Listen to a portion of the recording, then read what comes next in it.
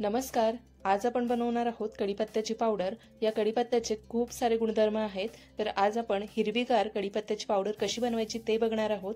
कढीपत्ता किंवा कढीपत्त्याची पावडर जेवणामध्ये घातल्यामुळे जेवणाची चव वाढते. केस गळती होत असेल किंवा कोंडा झाला असेल तर कढीपत्त्याचे खूप फायदे आहेत. कढीपत्त्यामध्ये vitamin B, vitamin C, vitamin E, iron, calcium, फॉस्फरसचं भरपूर प्रमाण असतं. त्यामुळे खूप सारे फायदे आपल्याला मिळतात. तर चला जराही काळी न पडणारी एकदम हिरवीगार कढीपत्त्याची पावडर बनवायला सुरुवात करूया. ही पावडर 1 वर्ष आरामात टिकते. पावडर बनवण्यासाठी इथे मी काही कढीपत्त्याची ताजी पानं घेतलेली आहेत. तुमच्याकडे जर काही दिवसापासून पडून असतील घरात आणि सुकलेली असतील तर ती सुद्धा तुम्ही घेऊ शकता. एका बाउलमध्ये भरपूर पाणी घेऊन त्यात मीठ घालायचं 1 चमचा आणि कढीपत्त्याची पानं घालायची. साधारण 3-4 मिनिट फक्त ही मिठाच्या पाण्यात ठेवून द्यायची, म्हणजे त्यावर काही किटाणू असतील तर ते नष्ट होतील.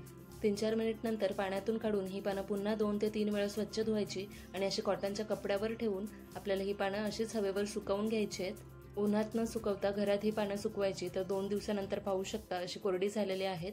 अजून याच्यात मॉइश्चर आहे, त्यासाठी आपल्याला गरम कढईमध्ये घालून मीडियम गॅसवर हलकी गरम करून घ्यायचे. फक्त जाळायची नाही. हलकी काळी पडली तर मग त्याची चव बदलू शकते. फक्त गरम झाली की ती काढून लगेच थंड करून घ्यायची. थंड झाल्यानंतर छान कुरकुरीत होतात आणि मग मिक्सरला ही सगळी पानं घालून छान पावडर करून घ्यायची. इडली डोस्याच्या वरून ही पावडर थोडी घालू शकता किंवा जेवणामध्ये सुद्धा वापरू शकता.